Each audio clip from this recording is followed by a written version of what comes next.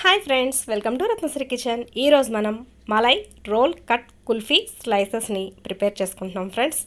ఎంతో టేస్ట్గా ఉండే ఈ కుల్ఫీ స్లైసెస్ని ఎలా తయారు చేసుకోవాలో ఇప్పుడు మనం చూసేద్దాం.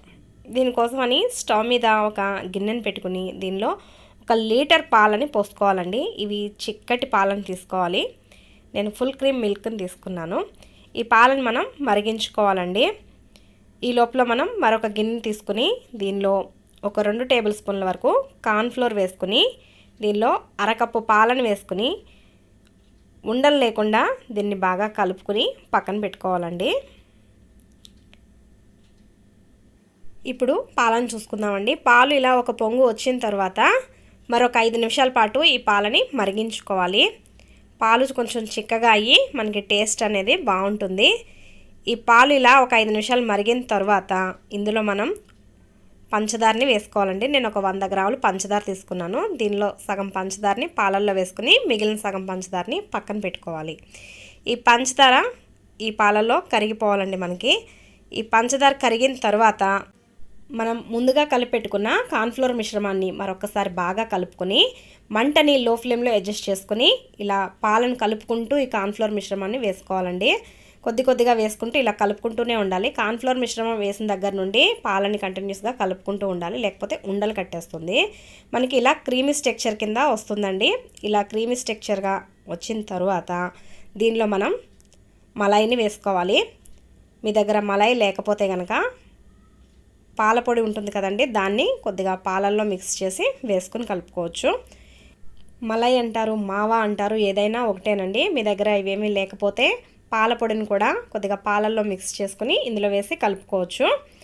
ఇలా ఈ మలై అంతా ఈ పాలల్లో మిక్స్ అయ్యేంత వరకు కలుపుకోవాలండి. మనం గరిటెని వెనక్కి తిప్పి చూసుకుంటే ఇలా ఉండాలండి. ఈ థిక్నెస్ ఉండాలి మనకి. ఇలా ఉంటే సరిపోతుంది. ఇప్పుడు దీనిలో మనం 1 స్పూన్ యాలకుల పొడి వేసుకోవాలి. ఈ యాలకుల పొడి కూడా దీనిలో బాగా మిక్స్ అయ్యే వరకు బాగా కలుపుకొని దీన్ని స్టవ్ ఆఫ్ చేసుకుని ఈ గిన్నెని పక్కన పెట్టేసుకోవాలండి. ఈ లోపల కొద్దిగా ఇది చల్లారుతుంది మనకి. ఇప్పుడు ఇదే స్టవ్ మీద మరొక ప్యాన్ పెట్టుకుని మిగిలిన పంచదారని ఇందులో వేసుకోవాలండి.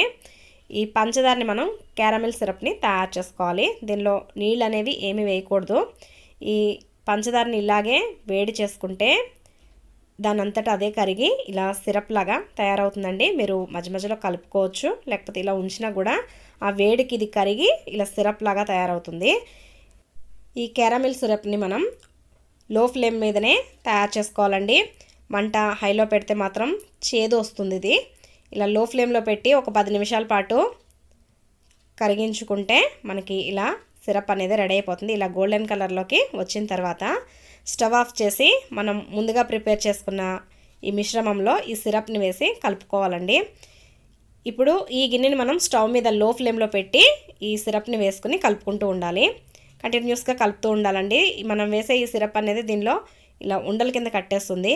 ఈ ఉండలు అనేవి ఇందులో కరిగిపోవాలండి. మనకి లో ఫ్లేమ్ మీద పెట్టుకుని దీన్ని కూడా కరిగించుకోవాలి. మనం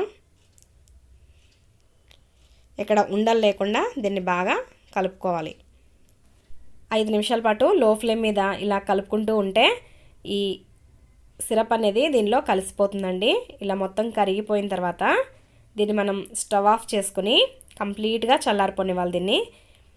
దీన్ని మీరు ఇలా కంటిన్యూస్గా కలుపుకుంటూ ఉంటే దీనిపైన తరకలు ఏర్పడకుండా ఉంటుందండి.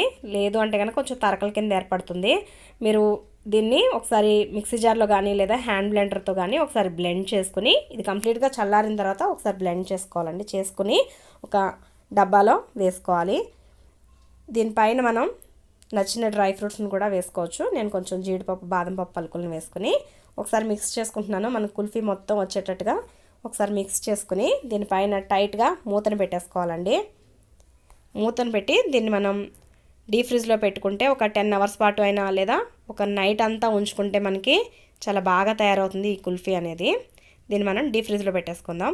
నేను మిగిలిన మిశ్రమాన్ని కూడా 2 గ్లాసెస్లో వేసి మొత్తం వీటిని డీప్ ఫ్రిడ్జ్లో పెట్టుకుంటున్నానండి. మూత మాత్రం చాలా టైట్గా ఉండాలి. దీన్ని 10 గంటల పాటు అయినా లేదా నైట్ అంతా అయినా డీప్ ఫ్రిడ్జ్లో పెట్టుకోవాలి. నేను ఓవర్ నైట్ ఇలాగే వదిలేస్తాను. మరుసటి రోజు తీసి చూస్తే మనకి కుల్ఫీ అనేది చాలా బాగా రెడీ అయిందండి. దీన్ని మనం స్లైసెస్ లాగా కట్ చేసుకుని సర్వ్ చేసుకోవాలండి. ఈ డబ్బాలో నుండి ఫ్రీగా రావడం కోసమని ఇలా వాటర్లో పెట్టి ఇలా తీసుకుని దీన్ని మనం స్లైసెస్ లాగా కట్ చేసుకోవాలి. ఈ స్లైసెస్ పైన కూడా మీకు నచ్చిన డ్రై ఫ్రూట్స్తో గార్నిష్ చేసుకోవచ్చు. ఎంతో టేస్ట్గా ఉంటుందండి ఈ కుల్ఫీ స్లైసెస్. పిల్లలు చాలా ఇష్టంగా తింటారు. అలాగే మనం ఈజీగా ఇంట్లో కూడా ప్రిపేర్ చేసుకోవచ్చు. Malai roll cut kulfi slices నచ్చిందా ఫ్రెండ్స్? ఈ వీడియో మీకు నచ్చితే ఒక లైక్ చేసి షేర్ చేయండి. మరిన్ని ఇంట్రెస్టింగ్ వీడియోస్ కోసం నా ఛానల్ని సబ్స్క్రైబ్ చేసుకోండి. Thanks for watching. బాయ్.